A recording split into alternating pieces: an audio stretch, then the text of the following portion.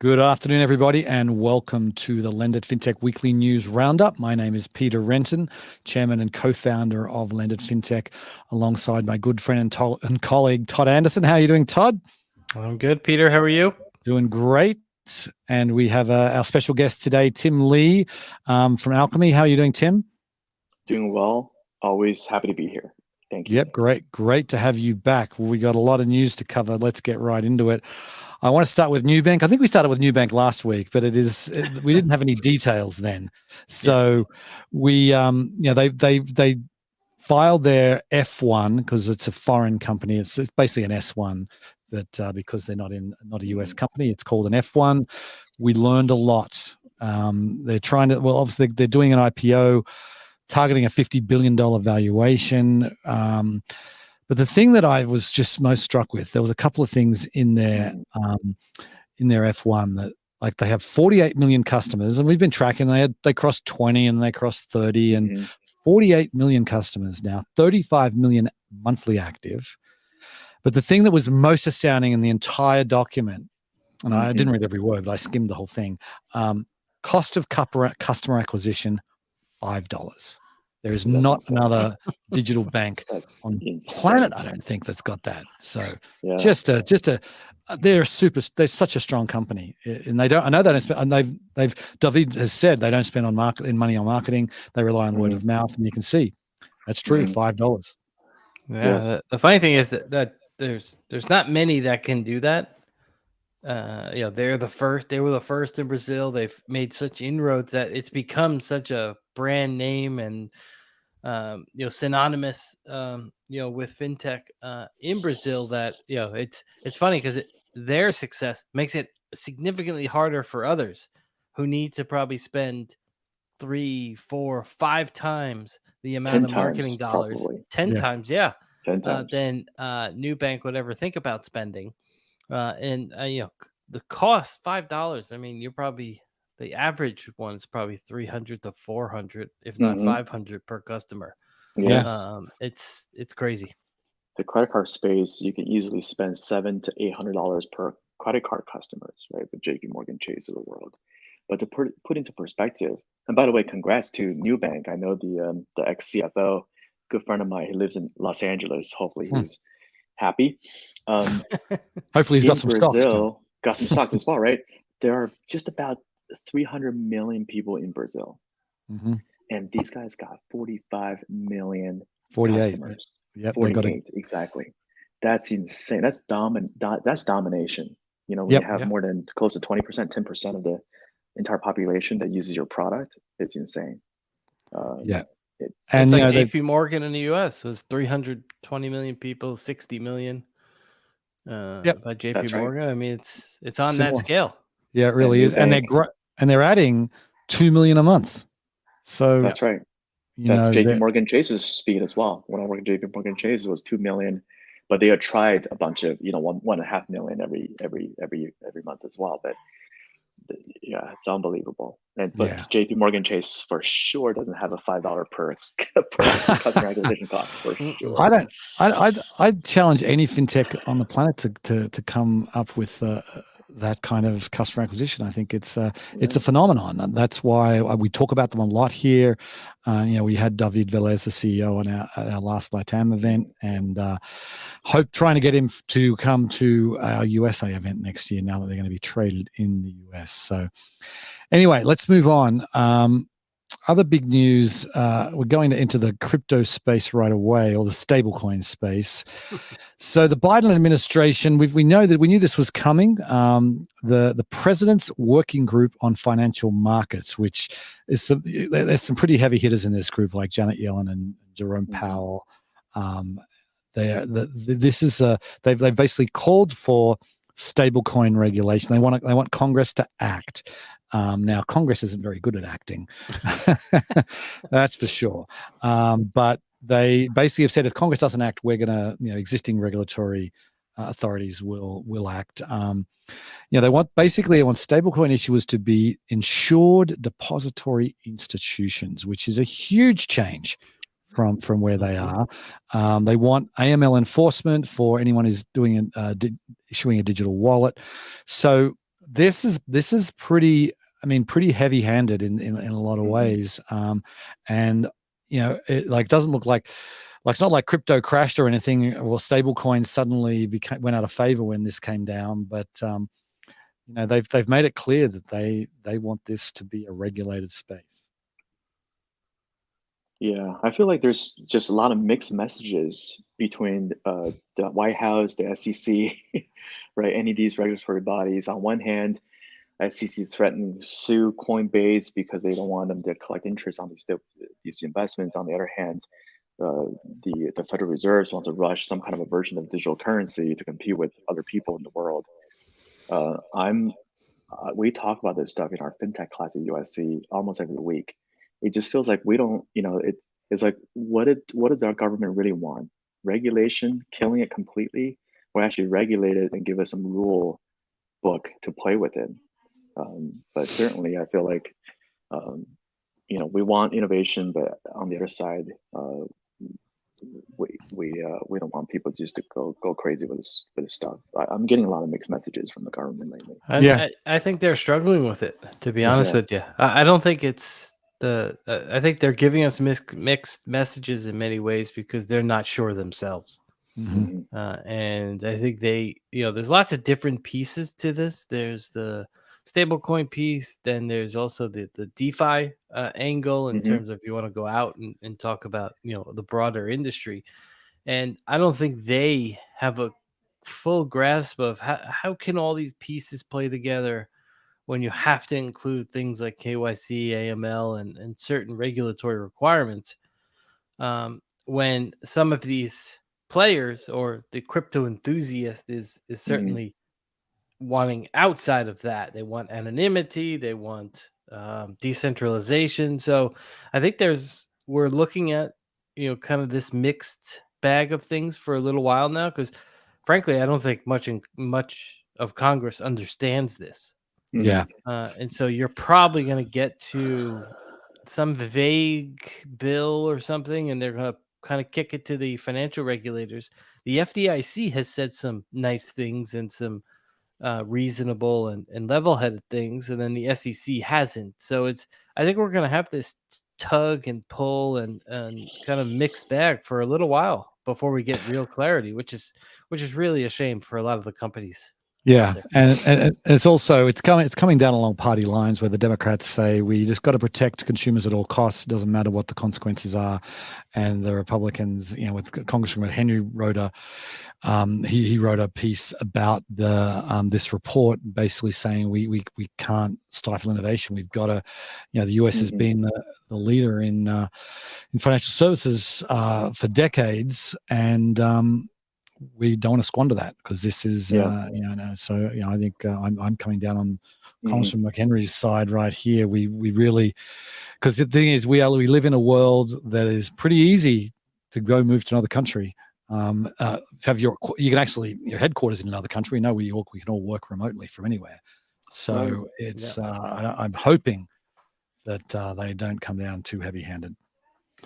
Anyway, let's move on to climate change, because this is obviously the topic of the week. We had the COP26 summit kickoff in Glasgow. I think it was just over the weekend, right? So I know that they're still, apparently it's 2 weeks. I know that all the world leaders have left, but they're the people who do the real work are still there doing the real work. But Mark Carney, who used to be the head of the Central Bank of Canada and the Bank of England, now he works for the UN, and he has basically this group inside the UN where he's got a bunch of financial services companies to sign on.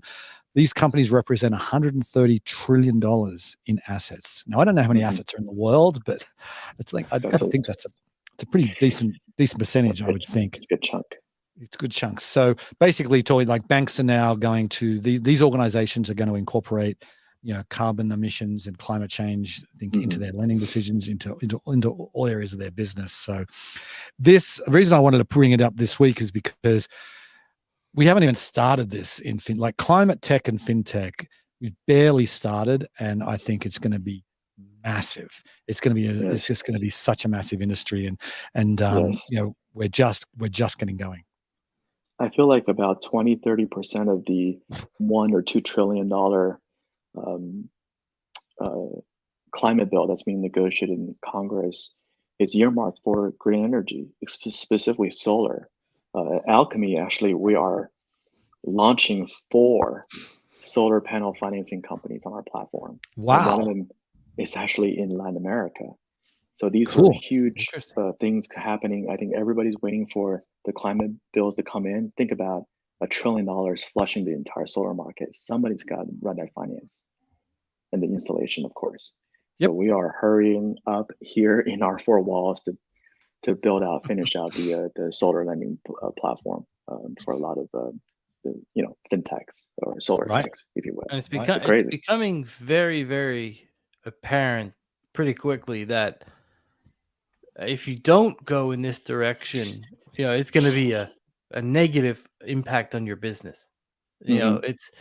You have the older generation, those that have just retired or looking at retire might not think of it as core, though they're are certainly a significant amount that do.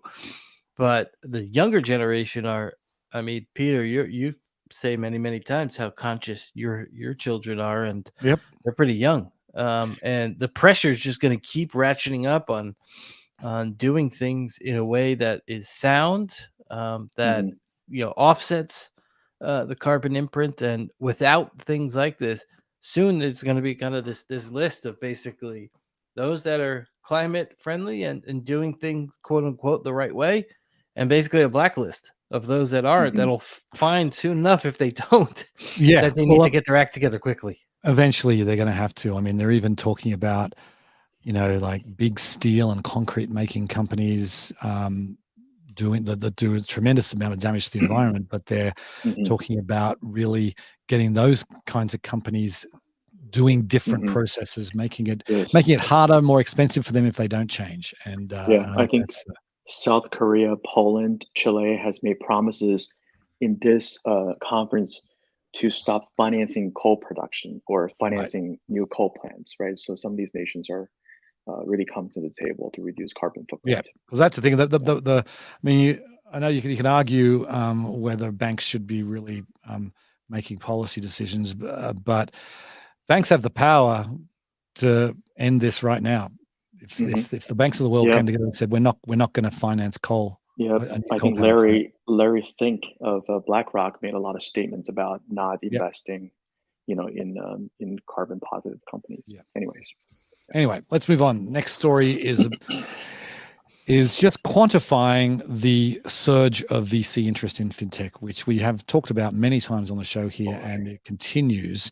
But we have some numbers. Q3 from CB Insights coming in with $31 billion raised across 1,185 deals. Of those, 94 were more than 100 million. So this, we're on track to do 120 billion this year. This is like more than the last 2 years, 3 years combined. So we've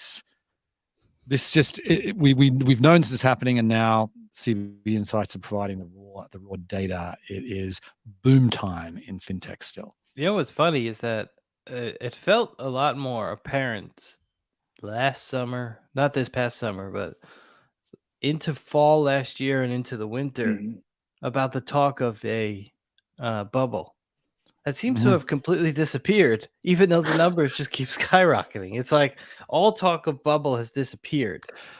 Yet there's some of it, but almost every day I watched CNBC, Bloomberg pretty much daily, and there was a lot of fear late last year into early this year, and that fear is just not as nearly as apparent now. It's maybe occasionally they'll cover it, but that's how kind of I gauge where things are going. And then you see the raw data that a report like this does, and it's just staggering how much money is going into fintech, how much cheap capital was out there the last few years, and now how much of that is being put to work. Yeah. I mean, our government kept on printing money, right? That money's got to go somewhere into the stock market, which we're hitting all-time highs, right? 62nd times that NASDAQ or one of these exchanges went to all-time highs. And obviously that money has to flush to be invested somewhere. That's $10 billion a month of the investment. That's insane. I mean, like, we're minting unicorns left and right. There's 100 unicorns right now in fintech space, but I'm not surprised. It's mainstream now, as opposed to a fad maybe a couple of years ago. Yeah, when you see companies like Nubank, I think that sort of lifts those sort of companies lift all boats because they're 50 billion valuation there, and they're going to be the most valuable financial institution in all of Brazil. And that's, I think those sorts of things, we see what's possible with that. So moving on to another really hot topic, buy now, pay later, just continues to be hot. So we've talked about super apps. Klarna is the latest. We've had PayPal launching a super app. I'm not sure who else have launched one, but Coinbase, yeah. So Klarna want to have the shopping super app, and I haven't downloaded it and had a good look, but it sounds great in principle. Like do all of your shopping, not just with Klarna. Not just stores that are partnered with Klarna, but do all your shopping. You got all of all the coupons and deals that can be in there. You can manage obviously your payments. You can put anything on, buy now, pay later. You've got all your loyalty programs. You can track deliveries. All this inside the one app. And one of the things that's really cool is that like as I said, you can go with any store. They're working with virtual one-time use card numbers. So. Right. But you can then put in those numbers trigger the buy now pay later program there, and it's all manageable in the app. This is I don't know if there's just going to be one winner on the super app front, but when it comes to this, but Klarna, and we know how many users they have, they're doing a phenomenal job. I think we should get rid of the term super app because it implies that you can just do everything in that app, which I mean, I haven't met. App. I haven't met. Yeah, I mean, it's it's a super shopping app. That's what it is. I mean, I don't know. It feels like it's more of a marketing ploy than anything else. But it's the shifting credit offerings these days. It's fascinating to watch how specific they're getting, how ubiquitous they're getting. I mean, it's so easy, so simple. Everyone's offering it, whether it's a Chase credit card, you can then do that pay later that one big transaction on your credit card. It's fascinating to see how credit is evolving. I don't think any credit product itself will win, but I think the credit will continue to shift around into different forms. I want to say buy now, pay later is a credit bubble. Shifting this stuff out. Enjoy now, pay later is ingrained in people's head. But you read some of the latest reports, the default rates are doubling, tripling. Right at the end of the day, the creditor is going to have to say, wait a minute, hold on a second, right? This is all great. You're putting all the volume on our balance sheet, but the default rates are uncontrollable. We gotta now start underwriting a little bit more. I think there's going to be a come to Jesus moment. For sure. But I think there will be that. But the fact is, consumers love this product. They may not. They should be controlled in how they use it. But that's where what the lending space has been working on for the last decade is instant underwriting. And I think it was Upstart. I think I heard Dave Gerard say that. I think was it 80 or 90%? I can't remember, but it was a huge percentage of Upstart customers now that hunt completely automated underwriting. That's what we need to get to. So people like this, you might say, okay, you can't buy those $250 pair of shoes, but you can buy $100 pair of jeans, whatever. That's that they want the day. I agree with you, Tim. I think the fact that some of these companies do no underwriting, and I think that's where it needs to. Yeah, the shift needs to change. A bit more standard across the platforms.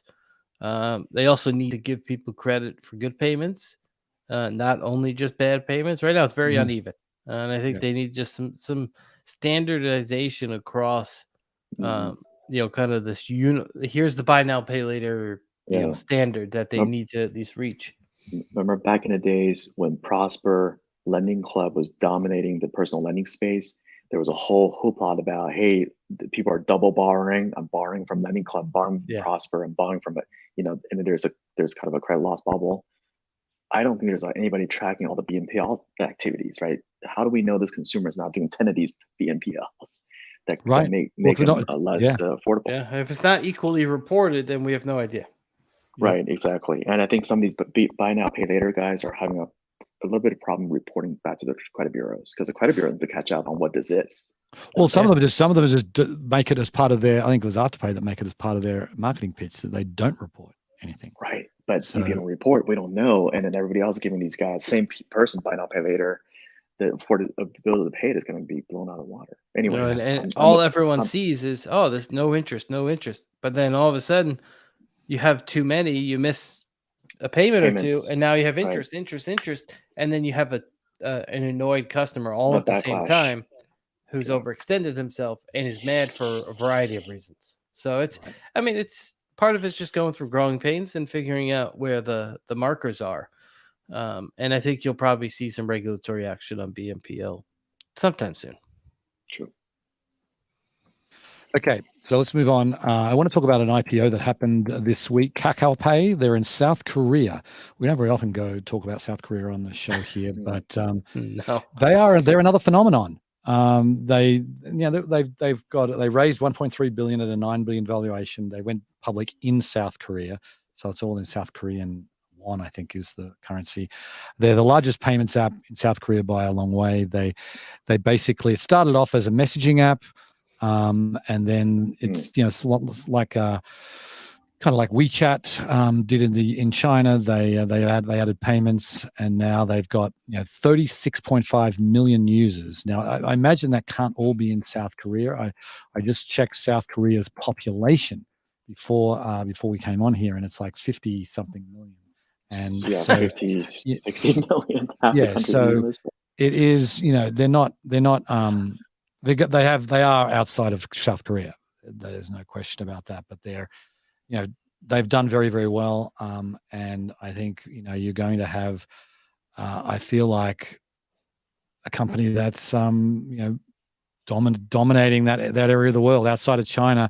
Ant Financial was one of their largest investors. They've done very well out of that investment. So you're going to have this whole Southeast Asia is still a huge market, relatively untapped, and Kakao Pay is going after them. I have never heard of this company, but good for them. That's incredible. 30 million users. It's insane. I don't have much to add on this one either. Wow. Yeah, that's okay. I wanted to put it in because I feel like we we need to pay attention to some of these. Now that we don't go to China anymore, we need to pay attention to that part of the world. So, okay, we can move on though. I want to go back to regulation. This is a CNBC article that caught my eye just today, and talking about the headline is "DeFi: The Wild West of Crypto is Next on Regulators' Hit List," and it really, DeFi has escaped a whole lot of when the regulators talk about Coinbase, they're talking about stable coins now. DeFi, they haven't really talked about it much, but there's in this piece, what I didn't realize was that there's this there was an AML watchdog financial action task force that released guidance on crypto last week, and basically they're talking about, if you're, we need to be able to control, like the DeFi, it's decentralized finance. So sometimes it's, there's no company that you can regulate. There's it's even like there's a oftentimes not clear leadership, but they're saying the people that start DeFi platforms, the founders need to have some, basically they need to be held accountable. And so, DeFi, it is the Wild West. I mean, it's gone over $100 billion in locked up capital there. And it is no one, I mean, talk about, if you can't regulate stable coins, you got no chance of regulating DeFi, because it's going to be much harder, because we don't know, some of these places, sometimes they're in like multiple countries, they're governing force. There's no easy way to regulate them.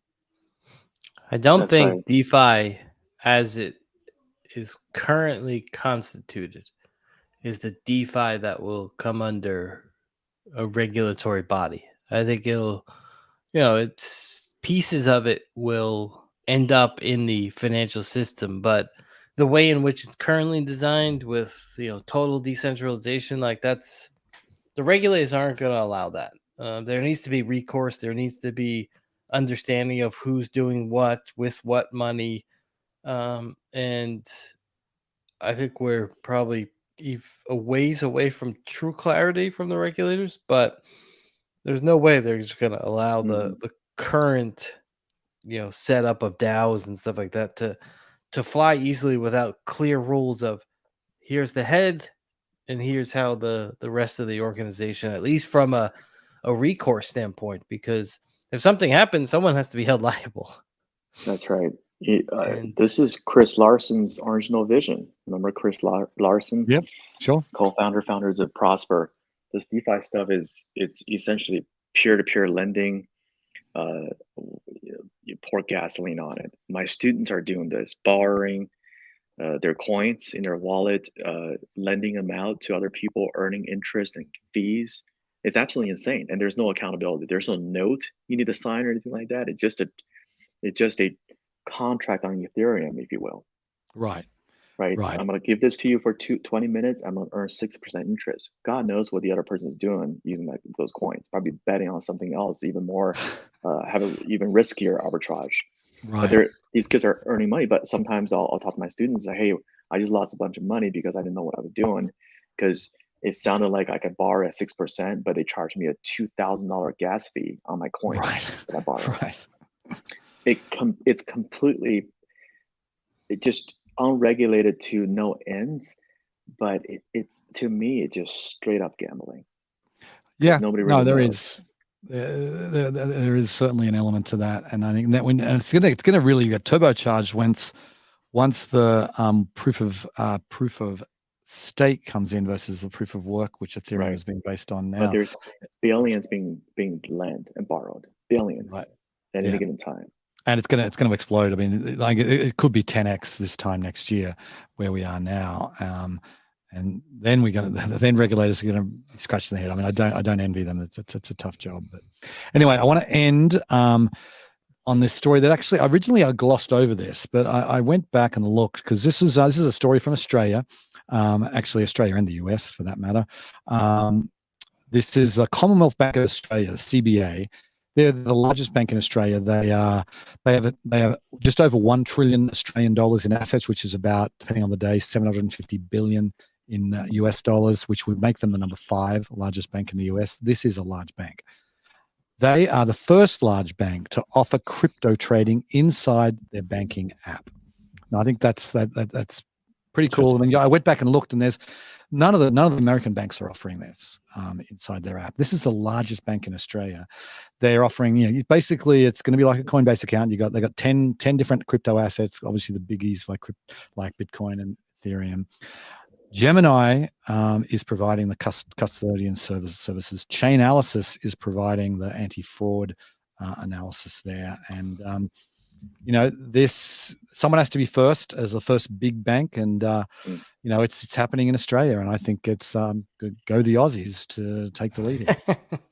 I don't think the U.S. banks might even be allowed to do something like this, but I mean, this is all this stuff is fascinating, whether it's DeFi and how that can be regulated, crypto exchanges and trading inside bank apps. Like, we're in a whole new world right now, and I think now I think regulators can do their part to help that world. They can also squash it.